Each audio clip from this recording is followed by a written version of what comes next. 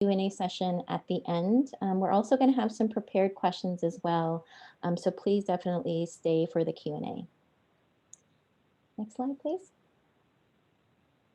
Now it's my pleasure to introduce you to our friends in Delaware. Marcy Rizak, who is the policy coordinator at the Delaware Coalition Against Domestic Violence, and Devin Manning, who is a supportive housing planner at the Delaware State Housing Authority.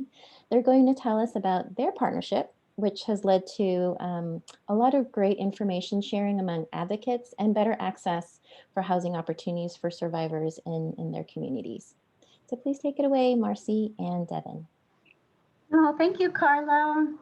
So hello, everybody. My name is Marcy Rizak, and I'm a policy coordinator at the Delaware Coalition Against Domestic Violence. And I'm joined today with Devin Manning, who is a supportive housing planner with the Delaware State Housing Authority, and that's our local housing finance agency as well. And we're going to share information about our partnership and the work we've been doing in Delaware.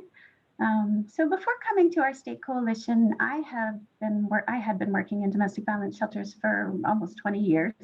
In my last direct service position as a program director of shelter and community advocacy and transitional housing program that covered 2 counties in Delaware, I supervised quite a few advocates, and housing, as I'm sure is the same for most of you, was often the greatest need. Near the end of my time there, though, I became quite alarmed to realize that we didn't have a real clear understanding about low-income housing tax credit properties, particularly the set-aside units that we had available to domestic violence survivors. I vaguely knew what they were, but I unfortunately didn't understand that access to those units was not part of the regular application process, and then wasn't training advocates about that either. And so to access those units in Delaware, you have to connect with someone who's registered with our local care system and then submit applications on their behalf. So this was a real aha moment for me and a real missed opportunity for many survivors in our community. And I took this experience to heart with me as I went to the coalition.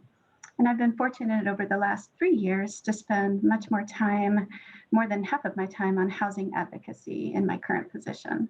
And so I'm pleased to share with you some progress we've made and partnerships we've developed and ways that we've been able to support our local programs in their work to increase survivors around accessing housing. Next slide, please. So the big thing that we've been able to do in Delaware is to create a housing subcommittee within our statewide domestic violence task force. That's our coordinated community response, our CCR. And as housing rises to the top of every needs assessment done in Delaware, there was lots of support and participation right off the bat within this committee. And participation has stayed strong through the years. This committee has given space to build relationships and for a shared understanding of challenges and creative ideas towards solutions, especially as our membership is inclusive of housing and victim service advocates, as well as a fair housing attorney and a funder. In this housing subcommittee, we started by learning as much as we could about various housing resources and protections available. We invited guests to come in and share information, and then we would invite some of these guests to join our work. And we were able to add membership from Coordinated Entry System, from Delaware State Housing Authority, and we just recently added a second housing authority to our committee, which we're really excited about. So once our committee was more knowledgeable, we became very intentional about getting clear and consistent housing information out to our larger DV and victim service community. Between the complexity of housing access and the high turnover among DV staff, we've really worked to create materials that are sustainable, and so that our community can better understand resources and housing protections, and that information maintains over time. Next slide. In 2019, at our annual Advocates Retreat, we hosted a housing panel for all of our participants to hear about resources. Devin was actually one of our panelists, and we distributed this Advocates Guide to Housing that we created. And we also had workshops about housing rights and protections. And you can see there's a cutout. We did a whole separate page in that housing guide about low-income housing tax credit. Next slide. And so DCADV, the Delaware Coalition Against Domestic Violence, just this month has gone live with a housing section on our website that hosts all of the information of this housing committee. So we've gathered all this information and we have a good place now for it to live for advocates and survivors to access. Next slide. We've recorded many webinars that are embedded in our website for easy access and learning, particularly for advocates to learn quickly. You know, they're 10 minutes, 15 minutes long. Devin was able to do one of those webinars specifically on low-income housing tax credit. Next slide. Then you can see here on our website that we've highlighted access to low-income housing tax credit properties with written explanations and videos. And most importantly to today's webinar, through our partnership, Devin and I have been able to assure that staff within local programs learn about the low-income housing tax credit properties and that there's someone identified to submit applications on their behalf. And as staff turns over, we can check in, we can help orient new staff, and we can make sure that everyone understands the system. Next slide. We've definitely seen a great deal of benefit to developing partnerships with our housing community allies. We've been able to talk through a lot of challenges and gain a better understanding of how our different systems operate. We've developed curriculum to be able to offer DV training to our public housing authorities and property managers. We've also seen lots of room for growth and continued work, including what we're learning in this series about low-income housing tax credit property development. So I'm going to turn it over now to Devin to talk more about the Delaware State Housing Authority and these DV set-aside units that we have in Delaware. Well, thank you, Marcy. And thank you very much to Nash for the opportunity to speak with you all today. You can go ahead and advance to the next slide, I think. Yeah. So as Marcy said, I'm Devin Manning with the Delaware State Housing Authority, and I wanted to begin today by giving a brief overview of what DSHA actually does. So DSHA is the state's housing finance agency. We originate mortgage loan products for home buyers who meet certain income qualifications. We are also a public housing authority. So we do actually own and operate public housing sites throughout 2 of Delaware's 3 counties, and we administer tenant-based housing voucher programs throughout the state. We're also a community development organization, so we finance the construction and rehabilitation of affordable housing in the state. In that role, we administer the state's housing trust fund, which is called the State Housing Development Fund. We also administer the National Housing Trust Fund dollars that come into our state. And we also oversee the low-income housing tax credit program, which is, of course, what we are focused on talking about today. We're also a project-based contract administrator. So we have an arm of our agency that will ensure ongoing compliance with the requirements of housing finance programs, including the low-income housing tax credit program. So I realize this is a lot of text crammed onto one slide, but I did just want to mention all these various roles and responsibilities. It's a little bit unique for all of these functions to be kind of rolled up into one housing agency. In many parts of the country, the Public Housing Authority is one entity, the State Housing Finance Agency is another, and then a different entity is actually the allocating agency overseeing the low-income housing tax credit program. But in Delaware, all of those functions are consolidated into the Delaware State Housing Authority, and this is pretty helpful, overall, because we can really affect change across a pretty wide spectrum of the housing field. So next slide. So as Carlo mentioned earlier, there's going to be another webinar in this series that will be totally dedicated to the Qualified Allocation Plan process, or QAP. So I'm not going to get too deep into this, but just for the context of this presentation, I wanted to quickly kind of touch on how the QAP is used to actually allocate low-income housing tax credits. So basically, a housing developer submits an application for tax credits. The application will score a certain number of points based on how well it addresses each application category. And applications with higher scores will receive a greater share of the tax credits that we have to allocate. We have sort of a set amount of tax credits, a finite amount that we are given to allocate each year. So the QAP is the actual document that lays out the different point categories, and it will determine what the application actually scores, and thus how many tax credits the developer will receive for that application. In 2012, DSHA introduced a point category to our qualified allocation plan that awarded bonus points to projects where the developer agreed to set aside units, a certain number of units for households who meet DSHA's definition of a special population. And I'll talk a little bit more about what that means in a minute. But basically, if they agreed to create these, what we call tax credit target units within their proposed project, they got bonus points on their tax credit application. In 2014, we made it a threshold requirement that all projects who receive low-income housing tax credits in Delaware must set aside at least 5% of their units for special populations. And in addition to the 5% minimum, we offer bonus points in our QAP to go beyond that 5% up to 10% of the units in a project. So 5% is required, and 10% will earn you more points and a higher score on your application. Another thing I wanted to mention, a QAP development, is that in 2018, we revised the section of our QAP that addressed VAWA protections for residents of tax credit properties. So this is another threshold requirement in order to have your tax credit application even be eligible for review and to receive tax credits at all. Developers must agree that their properties will adhere to VAWA requirements, and they must ensure those protections are accessible to their residents. So this is really where our role as a project-based contract administrator, a PBCA compliance monitoring agency, kind of comes into play. So once a project has been built and it's ready to begin leasing up to tenants, our PBCA team will actually reach out to the property management company at that site. They'll ensure that they're familiar with VAWA. If they're not, they'll encourage them to check out some training that's provided by HUD, the U.S. Department of Housing and Urban Development. And they will actually review the relevant property documents, the tenant selection policies, and the ongoing occupancy standards to ensure that VAWA is fully incorporated and that residents can access those protections if needed. So next slide.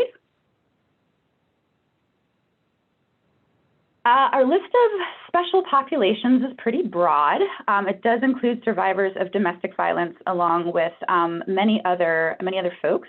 So these are populations in our state who have been identified as being particularly vulnerable and particularly housing challenged. So we determine and we revisit this on an annual basis. Whenever we make revisions to our QAP, we determine who qualifies as a special population by looking at our housing needs assessment data and also by learning from our peers, right? So you'll hear on this webinar, and I'm sure in the other webinars in this series, that there's a lot of really outstanding work being done by housing agencies throughout the country to address some really significant needs among populations who are housing challenged. So we look at best practices from our peers through our membership agencies, and we try to see what we can model and perhaps implement in Delaware. But these are the special populations that were identified in the 2020 QAP. So next slide. This is our current tax credit target units inventory. Again, we first introduced this in 2012 as a point category. So since 2012, 94 units have been created in tax credit sites. About 65 units are in the development pipeline through successive QAPs, I believe the 2018, 19, and 20 QAPs. And we will continue adding more of these, with each year and with each new application round for low-income housing tax credits. Of the 73 tenants who have leased up, 3 appear to be survivors of domestic violence. As Marcy mentioned, we have an application system called PAIR. It stands for Pre-Screening Assessment, Intake, and Referral. And based on the service provider who submitted the application, we can kind of try to ascertain who may actually be a survivor, though we don't ask the question outright in the actual application process. We would love to see that number go up, and I know Marcy has been working really diligently with the various DV service providers throughout the state to ensure that they're aware of the target units, to understand how they can access the application system PAIR, and she encourages them to reach out to us for any technical assistance as far as getting logged in and completing the application process. And, all of that has really also opened a door to more communication with Marcy and with her her partners and her colleagues in the DV service provider community to just talk about other types of housing resources that may be needed to better accommodate survivors. So this is just sort of the first step. Like I said, we kind of opened the door, and we're looking forward to building upon this partnership and having many more conversations about other housing programs and resources we can leverage or create. So with that, thank you for your time, and I think I will turn it back over to Carlo to introduce the next presenters. Thank you so much, Devin and Marcy. That was some really, really great information. And definitely check out the Delaware Coalition's new website on housing resources, which I recently saw and was really impressed by. And the introduction to the QAP process was just really, really great timing and just really, really great information there as well. So now we're going to turn to our advocates in Pennsylvania who were recently awarded tax credits to develop tax credit housing, where some of the units will be set aside for survivors. Barb and Amy are at Women in Need, which is a nonprofit partner in the Tax Credit Partnership. And Kim, who is at Regional Housing Legal Services, is serving as the organization's legal counsel in the tax credit deal. They're going to talk about how this all came about and what this means for women in need going forward. So please go ahead, Barb, Amy, and Kim. Hello, everyone. So my name is Amy, and I am a transitional housing advocate here at Women in Need. Just a little bit of history about Women in Need. Our organization originated back in 1976 by a small group of concerned citizens who became aware of the lack of services available in this area to victims of rape. They developed a volunteer hotline, and as a result, it kind of took off. There was a huge need in this area. In 1977, we became incorporated as Women in Need, and we started serving domestic violence victims as well as sexual assault victims. In the past 40 years, we've kind of added a lot of services to the organization, including emergency shelter, and law office, medical advocacy, prevention, and then also our more recent project was the housing project. In 2018, that's when I came into the organization as an advocate, as we were awarded a VOCA grant. That led to a 6-month transitional housing program that we run, as well as emergency housing services and relocation. The program has been running successfully. We've had great success stories as a result. However, we were really noticing that there were some needs that we were not able to meet, primarily due to the lack of transportation in the area. We would have clients come into our shelter program, secure employment within walking distance, as it's a highly industrial area. They would be able to walk to these jobs, but then not have housing in the area to live in. And that could also be because of barriers that they faced, whether it be the lack of transportation or a criminal background, credit issues, those types of things. And so we really started seeing this need for housing units in the area that were going to cater specifically to the needs of our clients. And so that's kind of how this project is going to really serve our needs. We're really excited about it. And Barb is actually going to take it away from here and kind of explain a little bit more about how the Molly Pitcher Project, which is our low-income housing tax credit development, originated and what it's going to mean for our program going forward.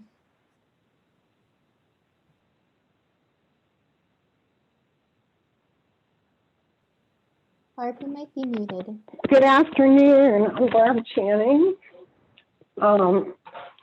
the Executive Director of Women in Need.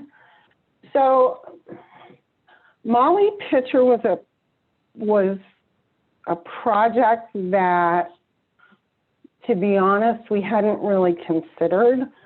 We bought land with a specific purpose of designing a new shelter and advocacy center.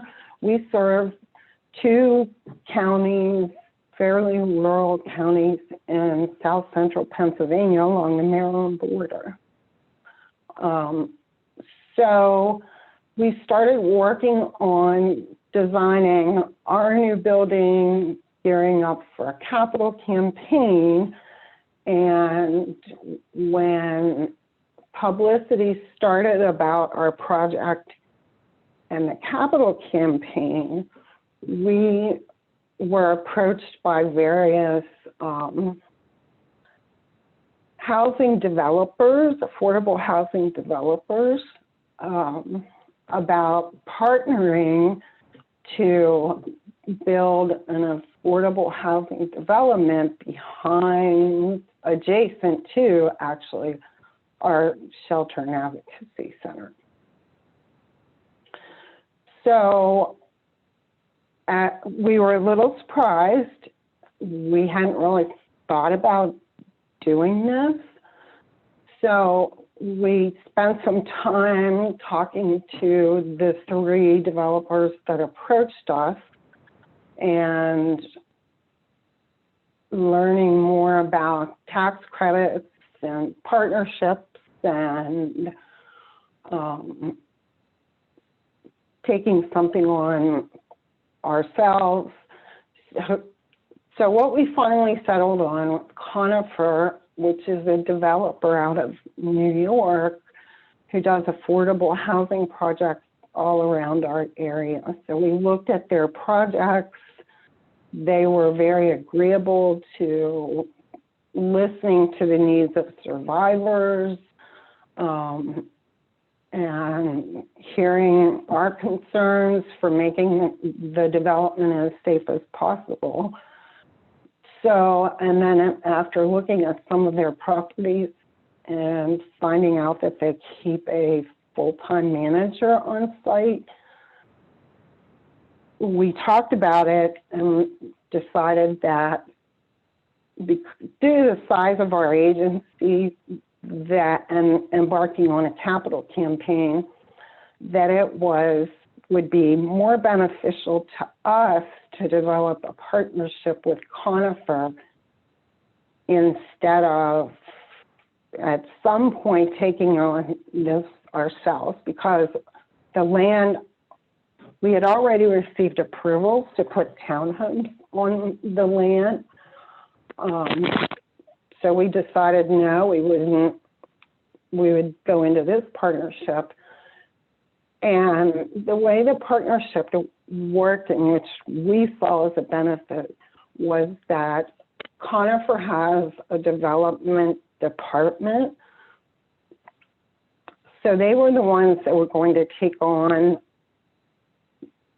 the application, completing the applications. And our role in that was to write the parts of the applications that explained our program, explained our services, gave some statistics on domestic violence and housing, and then they prepared everything as far as what the development would look like. We also were a part of the planning process for the development, being able to look at the designs, being able to make suggestions, some of which were, our suggestions were taken. Others, they explained to us that some of those things would not be possible in the project that we were doing. So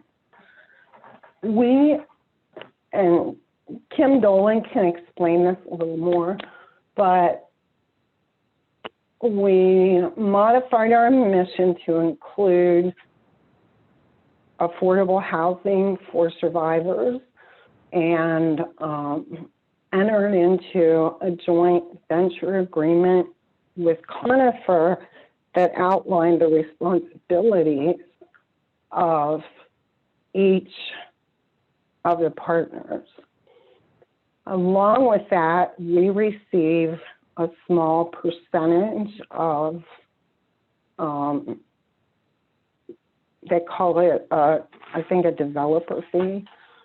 So we will receive something to that effect over time, and then it lays out the guidelines for the management of the property and the responsibilities for each party. Our major responsibility is there are 8 set-aside units for survivors, and we will do like applications and make sure that we're making appropriate referrals to the project, and that we would continue to offer services to the survivors, which, as Amy said, transportation is an issue. So in a rural area, having this right next to our facility will make it a whole lot easier for the families to continue with our services beyond just emergency shelter. I think this project's been 10 years in the making. Conifer never gave up. They really were committed to seeing a project that would have the set aside for domestic violence victims. In our area, there are not, Amy might be able to speak better to this, but most of the housing has extremely long waiting lists, and there are no longer set-asides or special domestic violence victims are no longer considered a special population in a lot of our housing authorities. So that was making it increasingly more difficult for survivors to find affordable housing. So that's kind of where we arrived. Conifer never gave up. I was totally shocked when they called and said we received the tax credits along with, we have another funding through Federal Home Loan Bank, and which is $500,000 and $450,000 through the FAIR Act for this project. So we felt we had a lot of benefit, and without taking on major responsibility. So I will turn it over to Kim Dolan. Good afternoon, everyone. I just thank you for inviting us to this webinar, and I particularly want to invite or thank Barb and Amy for coming on. I mean, my main role in this has been to sort of have them speak and talk about their development and their experience. And what I'm going to do right now is send the chat. I'm going to send a link to an article that Conifer, the for-profit partner of Women in Need, the Conifer posted this article about the development on their website in September. And there's some pictures you can see. So I'll send that right now and in the chat. So I'm a staff attorney at Regional Housing Legal Services. We're a Pennsylvania legal services agency that represents nonprofit developers of affordable housing in Pennsylvania. And Women in Need is one of our clients. So I think Barb did a really nice job of sort of explaining how she got involved and how she found Conifer. I just want to talk a little bit about what a nonprofit should consider when you're partnering with a low-income housing tax credit developer, or as we like to say, LIHTC.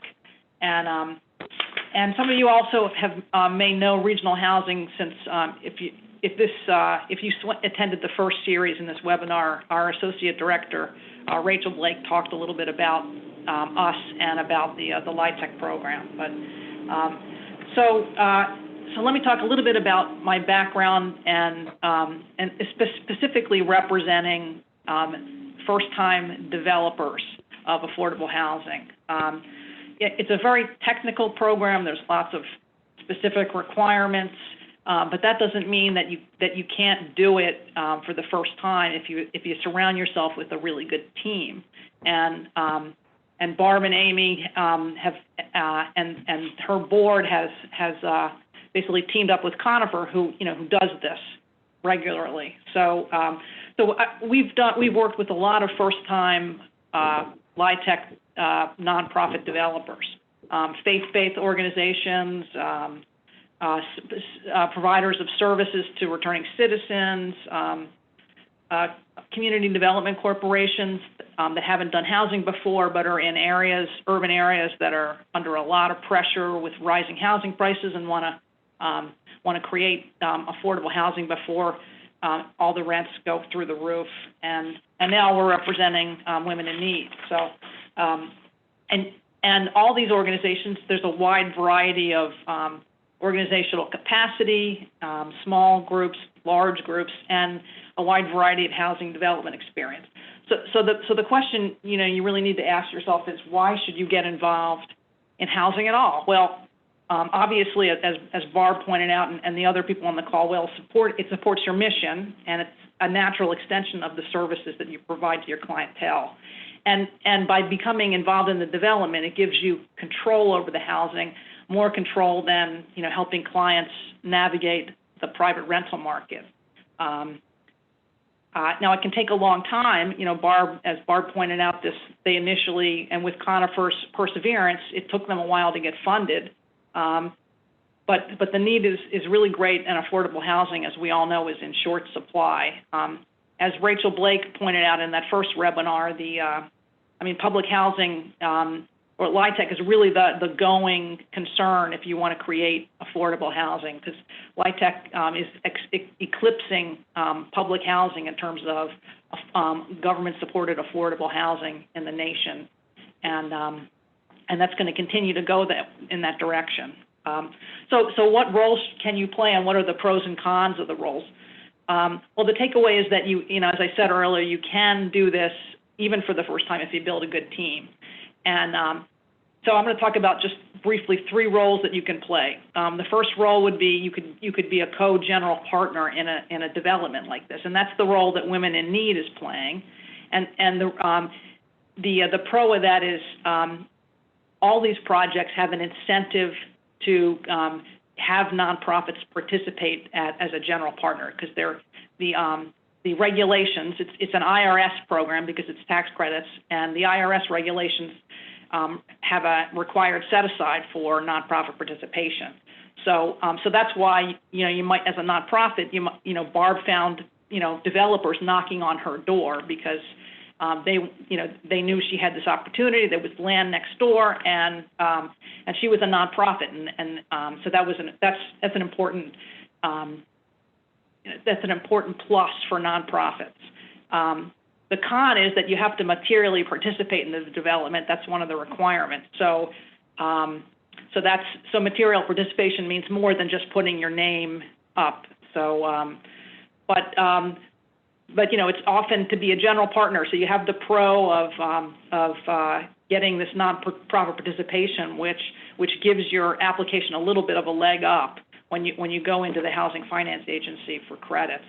And you also, as a nonprofit, you may, depending on how you bargain with your partners, you may get the right to purchase the development in year 15. There are certain provisions that you can. So in year 15 is typically what happens is the investors give money to the development, and they exit after year 15 because they're not in it for the housing. They're in it just to get the tax credits.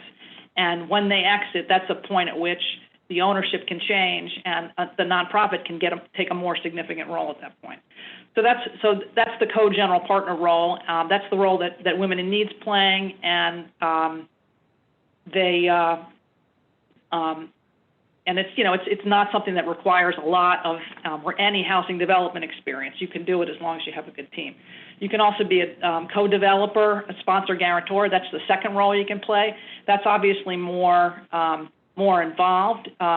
You get a larger share of the developer fee, and which is essentially like an operating grant that you can, and it can be substantial. because it's sort of like unrestricted operating money. And it's a good way to learn the program a little bit more if you're more like a co-developer or a sponsor guarantor. The con is that you might have to take on some risk of the investor guarantees, or though you can do it if you just have site control. Often you can get a piece of the developer fee if you have control of the site. And it's really, as we said before, it's a very technical program, so it's hard to do for the first time without support. And a third way to do it is you can sort of partner as a supportive services provider. So the pro of that is it's a good point of entry, and it doesn't require a whole lot of development risk or knowledge, and the con is not very lucrative. So I'm just going to wrap up right now because I'm running near the end of my time. And obviously, why should you get involved in something like this? It's your mission. It's an extension of your mission, and you have to ask yourself, do you have the resources? What are the resources? And and what, based on your resources, what role can you play? So, anyway, I'm going to turn it over to the next presenters. Thanks so much, Amy, Barb, and Kim. It's so interesting to hear about the considerations that go into, essentially, starting as a direct services organization, and now as you sort of transition into this role as a nonprofit partner, what are some of the things that as an organization you had to think about? And actually, Kim, your presentation on sort of the 3 different ways that a nonprofit organization could get involved is a perfect segue into our next 2 presentations, because both of those organizations have been either a nonprofit partner or a co-developer. So our next speaker is Julia Spann, who is co-CEO of the SAFE Alliance in Austin, Texas.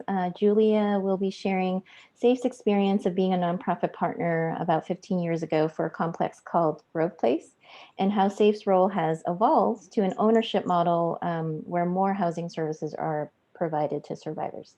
So Julia, please go ahead. Hi, thanks for having me. I think we can go on to the next slide really quickly. Kim, you just set me up perfectly for this, as we're a project that has been in place, as Carlos said, for over 15 years. But I'll just tell you a little bit about SAFE as we start off, is that we are a pretty traditional domestic violence sexual assault center, except that we also merged with a children's program in our community. So we were Austin Children's Shelter and Safe Place. And so now that expanded the type of victimization that we work with. And I would say that one of the things that we have learned since this merger is that we're really informed by the intersections of violence. So our work has now expanded to be also about trafficking, exploitation, about child abuse, about kids aging out of the foster care system, dating, domestic violence, and of course, sexual assault and sexual harassment. And we're a pretty large community-based nonprofit in Austin that provides lots of residential and non-residential services. And like many advocate agencies, we're both a service organization, and we're all about social change and trying to impact the systems that sometimes all too frequently don't work well for survivors. So if we can move to the next slide quickly, please. So just to give you an idea and finish up about SAFE is that if we just think about only the residential side of our services, we have shelters, we have multiple forms of partnerships that allow us to do a lot of kind of diversion from shelters or helping people and just financial assistance to help them reach housing stability. We operate some transitional living and transitional housing communities. We have over 100 units almost of rapid rehousing. We're bringing on the last group of those now. And then we have permanent housing, which is the Grove Place partnership, which we'll be talking about now on the next slide. So, as discussed earlier, entering into these sort of relationships is a long game. Our board actually made a decision in 2000 to be a partner in a LIHTC project. We opened that project in '04 and became operational. And in this, we were the nonprofit partner. One thing that might be a little bit different than what Kim discussed is that we did not have to bring cash resources to the table. And we'll talk about that when I get to a part about the developer. But it's a big project. It's a 184 unit apartment community. 154 of those units are affordable. So rental rates between 30, 40, 50, and 60% of MFI. The clients that have been served by SAFE take up about 45% of those 184 units. And the board of directors for Grow Place Partners, for the partnership, is appointed by the SAFE board. So the nonprofit entity that is operating Grow Place Partners is appointed by the SAFE board. And to tell you the truth, even the board members that move on, it's many people who have been our former board chairs or board treasurers that have a deep investment in the organization. And I think that's really been critical for us. So we can hop to the next slide. This is just super quick glance at this. You can see how our rental structure work on the far left side. Those are 30% units, very few market rates, but still this tiered system has allowed us to have the higher rates that offset the lower rates. So we'll go on to the next slide, please. I want to talk about the developer because my advice to anybody thinking about this is pick your partners with great care. I guess that's probably good advice for living, right? For us, there were a couple of things going in that were pretty notable. The developers had already purchased land on which to do this, and that land happened to be next door to what was then Safe Place, now Safe. It's called a group of developers called Toccoa Partners. The other thing that this slide doesn't talk about is that one of those partners had been a board member of SAFE, and the partners had a really deep investment in working on behalf of the issue of family violence. And as a result of that, they deferred and eventually gifted a significant amount of the developer fee and overhead so that the project didn't have to pay it back to them. And that then made revenue come into and benefit the entire project, but also SAFE itself. They also allowed us to pay that developer fee off over time without accruing interest. That was just amazing. And again, we didn't have to contribute to the partnership financially. We did in other ways, of course. So in the next slide, we'll talk a little bit about what that initial financing structure looked like. We had conventional mortgage debts. We had the LIHTC. That was done through PNC, which is a large bank that runs a multifamily capital division. They're very familiar with tax credits. They have lots and lots of these projects, and they sell them to entities that need to get the tax credit for it. They also gave us a bridge loan. I will say that it was in 2015, we refinanced the property and got rid of the first conventional mortgage, which was at an interest rate of about almost 8%, refied it with a loan at 2.8%. And that was an absolute game changer.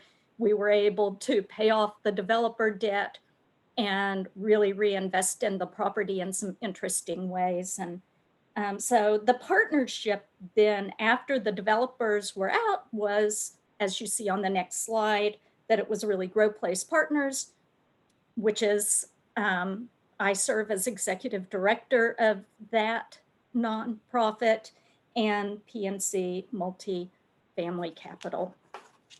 So I want to go to the next slide and talk a wee bit about services. I'm kind of trying to watch the clock here very closely. But one of the first things that we did at the very beginning that gave us so much influence over this project is that we started a resident appeal process. So it's the general partner. We hire out the management services. We select the management company that's going to be running the property, and we train them and we help them become really knowledgeable about serving and responding to victims of domestic and sexual violence, people who've had lots of trauma. And so one of the things we did with that is we established a resident appeal process so that people who might not have been eligible for housing because of things that happened to them as a result of their time in dangerous relationships. So we can look at rental history, we can look at criminal history, and I ultimately can make a decision about letting people about giving an exception to folks who might not have qualified otherwise. And I have to tell you, in the years that I've been doing this, and I've been doing it for a long time, I only remember a couple of times when that exception did not turn out to be absolutely a wonderful, wonderful thing for the property as having a great tenant and for the household who did really nicely. We have an on-site service coordinator who provides case management. That person also manages a resident referral list. She keeps a list of folks from SAFE who need to have housing, can quickly access it. The board also established an emergency fund, so if folks are having trouble, as we know, life gets hard at times, and we can help them with a variety of financial assistance. That's been super helpful in this time of COVID. And we refer to other SAFE services. So the next slide shows just kind of what's next. We hit our 15-year mark, which means, as Kim talked about, at a certain point you get to have the first right of refusal for purchase of the property. And so for a fairly nominal fee under $30,000, we now own, as the nonprofit, SAFE owns this as a supporting organization of the SAFE Alliance. It continues to operate as a low-income housing tax credit property. And now, because of this, any surplus funds that that come about from the property are distributed to SAFE as the charitable partner. And right now that's about $500,000 a year, which comes to support the general purposes of the parent organization now. So where we are today as an organization is that we are exploring how to do another one of these. It took the long game, and there were some years where we were nail biting about paying the bills, but we made it through, and especially after refinancing with HUD, it just changed everything dramatically to get a low interest rate. And we have been able consistently to provide high quality, deeply affordable housing. The board keeps the rents down, makes decisions to stay below what other projects, what we could go up to. And it's just been a wonderful experience, and we want to do this all over again. Maybe this time we're going to think about being a co-developer. We got a grant from our local housing development corporation to look at our capacity to do this and to see if we might be interested in co-developing it. Thanks for having me today, and good luck in your endeavors if you decide to do one of these projects. Thanks so much, Julianne. That's really wonderful information about sort of this evolution of SAFE and the role in Grove Place. And it's so exciting to hear that there's an opportunity to be a co-developer. I can't wait to hear more about that as that unfolds. So I did want to pause a little bit because I know we are reaching the end of our time. We're actually going to extend the webinar time for another 10 to 15 minutes so that we can get to some of the questions that have been asked in the chat box. So if you can stay with us, great. If not, there is going to be a recording of this webinar that's going to be circulated to all of the registrants after the presentation. So have no fear, you can also catch us at your convenience afterwards too. So next, we're going to have our friends in Kentucky, Andrea Miller at the Kentucky Coalition Against DV, and then Brittany Cotton with Winterwood Property Management. Andrea is going to be sharing Kentucky Coalition's experience as a nonprofit developer of tax credit units and its ongoing working relationship with Winterwood that has helped to ensure that survivors can maintain their housing. Please take it away. Hi, so thanks, Carlo. So yeah, I'm Andrea Miller. I work for the Kentucky Coalition Against Domestic Violence. I've been with the coalition since 2009. Kentucky has 15 member programs that are organized by region. And so there are 15 area development districts in Kentucky. There's an emergency shelter and outreach services that are provided to all 120 counties that are covered by those regions. So that's just kind of a little bit about the coalition.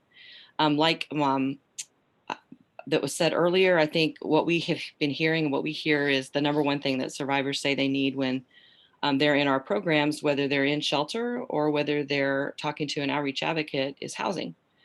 And so KCADV had been operating or running a federally funded match savings program that offered homeownership as an option since like 2004.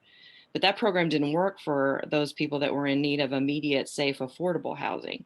So we started to look into rental housing opportunities. And we had a strong supporter on the board of our state housing finance agency, that's Kentucky Housing Corporation. And that structure is very similar to what Devin talked about earlier. And basically that they arranged to give us some tax credits. Yes, that was a gift. And we literally knew nothing about tax credits. So all of a sudden then, I think as someone else said earlier, with the gift of these tax credits, we started getting calls from nonprofit developers who suddenly wanted to work with us because of our gift that we now had. So if you can advance the slide, and if you can go 2 slides to the Kentucky map. So here's the 84 units that we currently have in 3 different stages, so 3 different tax credit applications. We have 5 of our member programs that are kind of what I would say in control of, if you will, these areas. And so the first project, if you want to advance the slide, the first project that we have was an 8.8 million development that it consisted of 48 units scattered across Kentucky in both rural and urban settings. This is a picture of the units in Louisville, Kentucky, so it's urban. If you were actually standing where you're looking at this picture to the right, where all the text is on this slide, you would find our member program. So it's literally right across the street from this housing, and many of the others are the same way. Those units opened in 2011. And if you can advance the slide, same here in Paducah. This was part of that same development. So there are 12 units there in Paducah. And they receive rental assistance through the Section 8 program through the city of Paducah. And then if you'll advance it once more, you can tell I like to show pictures. This is in Moorhead. And if you were, again, standing where you're actually standing in some townhouses you're in the backyard of the townhouses, the other part of the development. And to the right of that building that you're looking at is the DV shelter. So a lot of our units are in very close proximity to the shelters, which we think is really important for the services that KCADV operates for the survivors that are living in those units. So these were the ones that all opened up in 2011 with our first project. And after a few years of operating these units, we thought, well, we're doing pretty good. So let's have another go. So we went to KHC and we said, hey, can we get some more tax credits? And they said, yeah, you got to apply this time. So this time we did, and we had a $5.9 million project for 36 units that were going to be scattered across the state. But that project died when we couldn't get a zoning change in one of the really rural areas. So we were kind of back to square one. We lost a year, but then we got tax credits for another project for $4.6 million for 24 units in central Kentucky. And if you will advance the slide.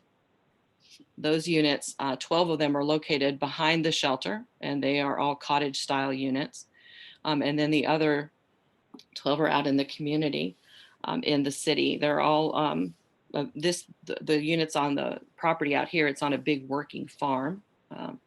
And the transportation there is, all the residents who are living there do need their own transportation, but the units in the city are all next to busing lines and transportation within the city. And in the meantime, that project that I mentioned earlier, that 5.9 million project that kind of died, we ended up filing a fair housing complaint for that project. And so once that got settled in our favor, we were able to proceed with another small development of 12 units in that very same county that had caused kind of a difficulty. And if you'll go to the next slide, there's a picture of those units, which opened November of 2019.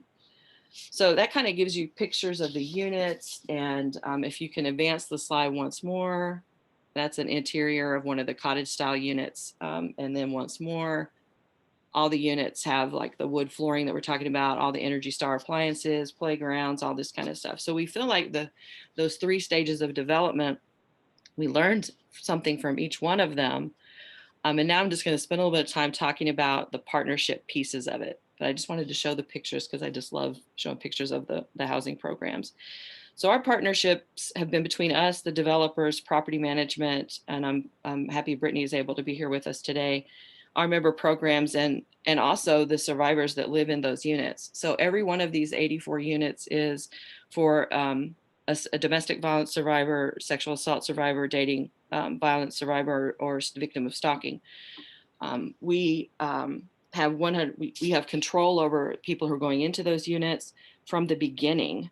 We worked closely with property management to decrease some of those common barriers that other folks have mentioned for people accessing housing. That includes things like application fees, lack of income, poor credit history, poor housing history, criminal history.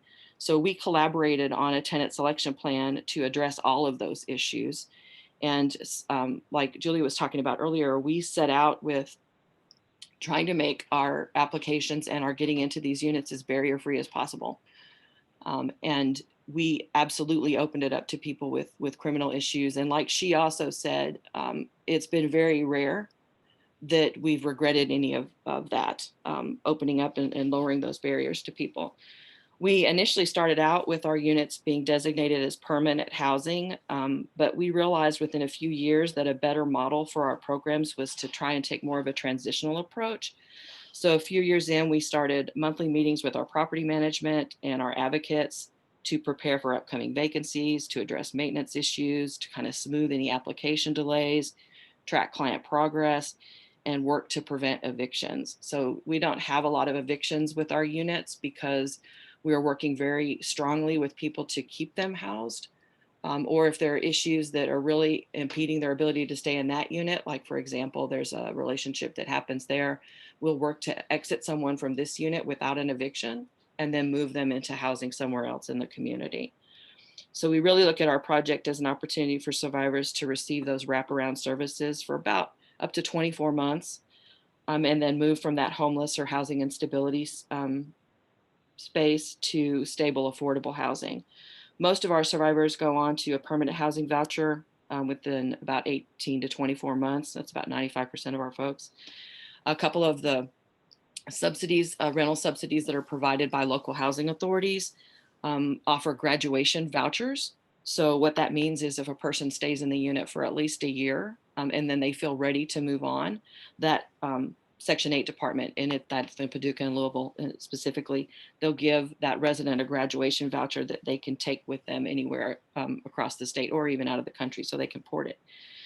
I think that what's been kind of challenging for us is, aside from the COVID-19 stuff that makes everything kind of a problem, is that we've had lots of program staff turnover and working with survivors who are in poverty. Most of our survivors are well below 30% of the area median income.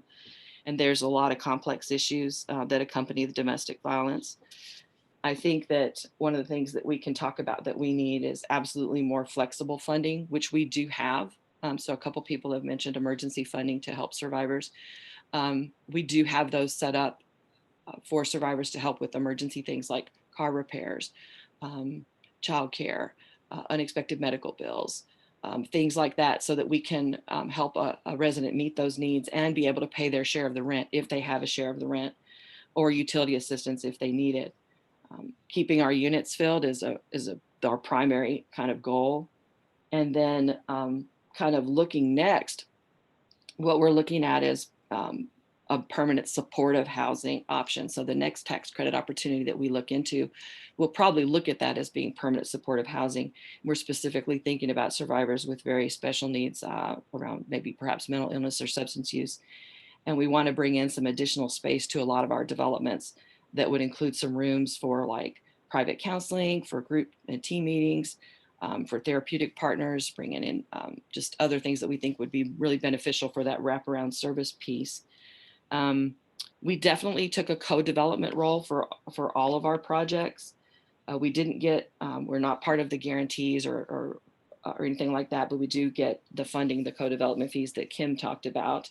And we do service provision for all of the units. And I'm gonna go to the next slide. And then just that I've already mentioned all of those things. And then our final slide is just kind of one of the reasons why we do this. The story here, this is Tanisha Miller. And one of the things that she was able to do is move into a unit, get into a car IDA, which helped her buy that vehicle that's behind her. So we had a match savings program for car IDA, helped her get a better job, which made her no longer income eligible for the units, but that was fine because she was still income eligible for Section 8. So she transferred out. And then she enrolled in the homeownership program. And so she's now a homeowner. And that journey took her about 3 years to move from homelessness to homeownership. And that's just one of the really tremendous, I think one of the tremendously good reasons about why this is kind of a cool opportunity. And I'm going to turn it over to Brittany, and I'll just share a little about that. Brittany has been with the project on 2 different ways. She started out in property management when we very first started.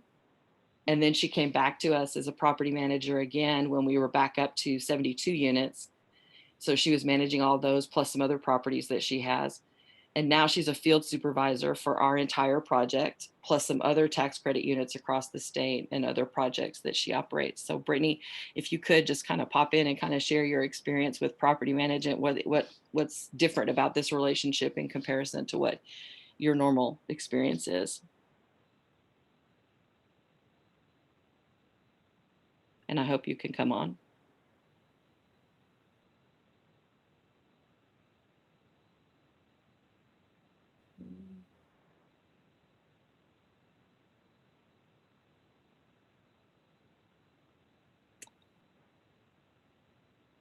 Well, I don't see her here coming in, so I guess I'm sorry, I was muted.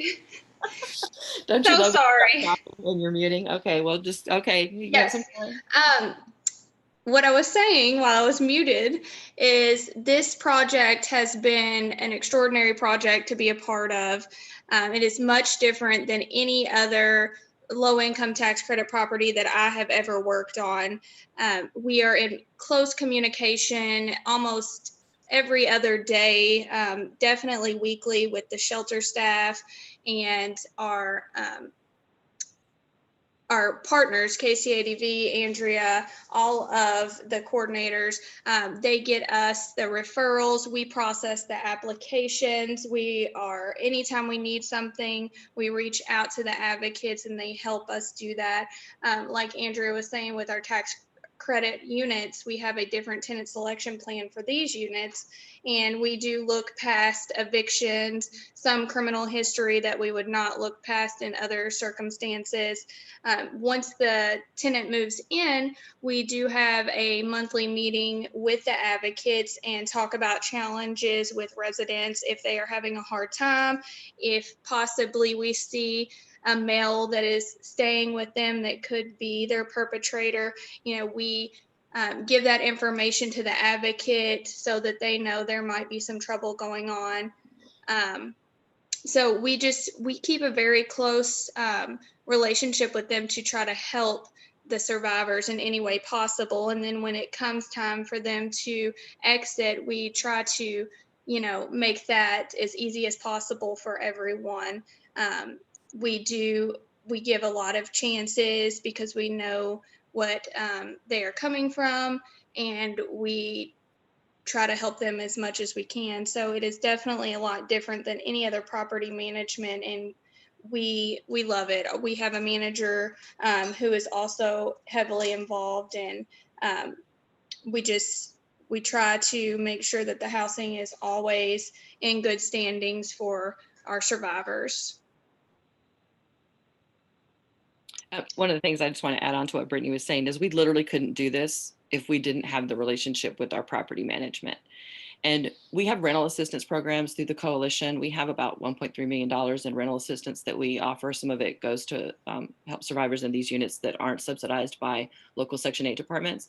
But we don't have this relationship with other property managers. We can't have as much opportunity to talk about why it's important to allow this person a chance to live in these units if they've got some history behind them. We don't have that. We tried to develop those with other landlords, but when you're in this tax credit piece, you have much more opportunity to be able to do that. So like someone, I think Julia mentioned earlier, or maybe Kim, you have control. You have more control. And so you can affect more change when you have that control. And then we can also work with landlords, which we do in our other, when we're using rental subsidies across in other areas. You know, we try to work with landlords to have that same kind of thing, but it is just a lot different in this space. So I think that's, I can't highlight enough how helpful it is for us at property management and the tenant to be in a partnership together to try and make that housing experience as successful as possible.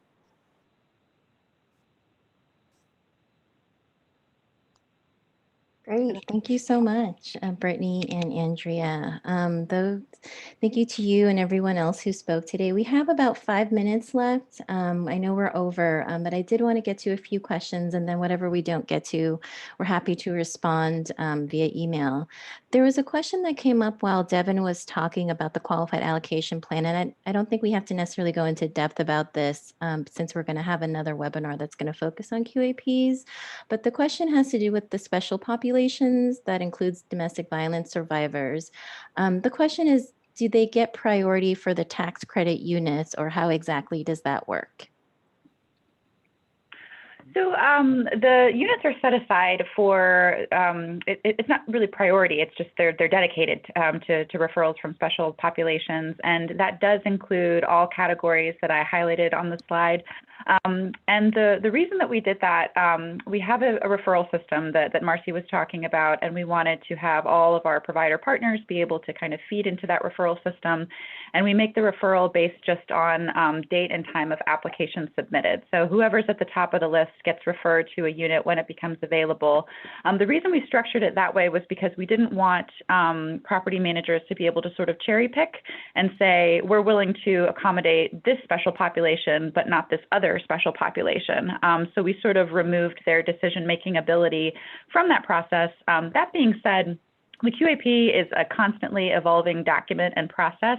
And in recent years, we've actually started to try to incentivize development like Kentucky is talking about. And so sort of giving property developers and management companies the opportunity to select a provider partner and say, I am interested in working with this particular vulnerable population, and then sort of bringing that partnership to the table when they apply for the tax credit project, tax credits to finance their projects. So I think we would love to see something similar constructed in Delaware, where there is like a solid domestic violence survivor provider partner attached to an actual project and able to provide those services on site. So that's something new that we're exploring with our QAP. Thanks, Devin. And the special population designation for DV survivors also exists for other states as well, in addition to Delaware. So for folks who are curious about whether or not their QAP for their state housing finance agency has that information, there's also actually a place where you can check your QAP to see if that survivors are included as that population. And if not, we'll talk about how to advocate for that in the QAP process. There's another question about human trafficking survivors. I think a couple of people already talked about that some of their services extend to trafficking survivors. But the question is, how are trafficking survivors provided for, since a domestic violence survivor may be a victim of trafficking, but a trafficking survivor may not meet the definition of a domestic violence survivor? To my knowledge, in Delaware, that has not entered into our conversation specifically about the QAP. I don't know that it's been brought to our attention about the distinction between the two. The QAP does describe with pretty great specificity, the survivor of domestic violence is any individual who's been subject to actions or defined by the Violence Against Women Act, and it goes into cite the actual code and the legislation, so it's very specific. And Marcy actually sent me a private chat about that, so I think that's something that we might need to come back to if there is an unmet need amongst folks who don't meet that very specific definition and could perhaps also be accommodated by these housing resources. So it's something that we'll have to put on the table for future conversations. Do others have thoughts about trafficking survivors and perhaps some of their services or units extending to that population of folks?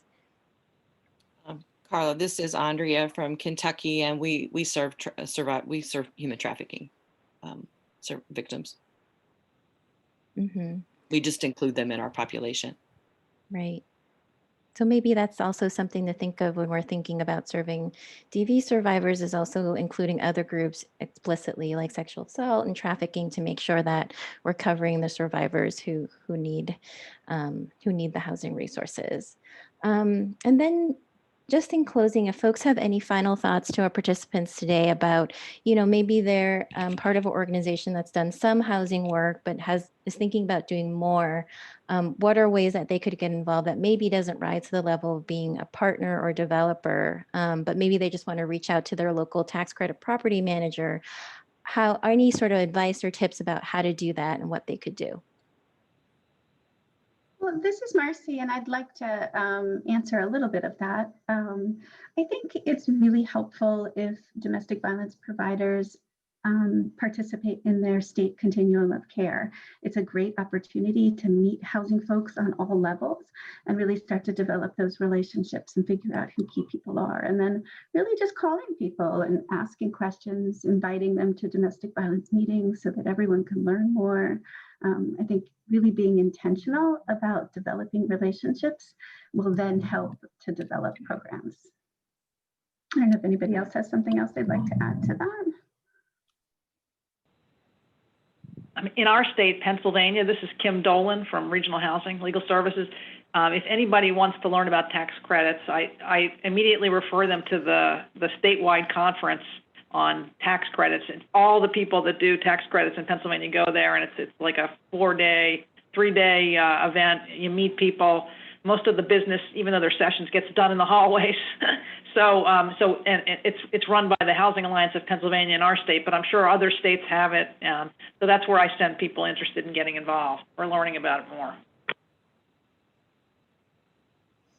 Great. Thank you so much for those tips.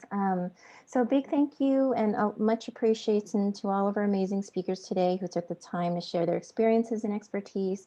We really hope that what we shared gave you some ideas, or at least got you thinking about how you or your organization might play a new or bigger role in helping survivors access and maintain tax credit housing.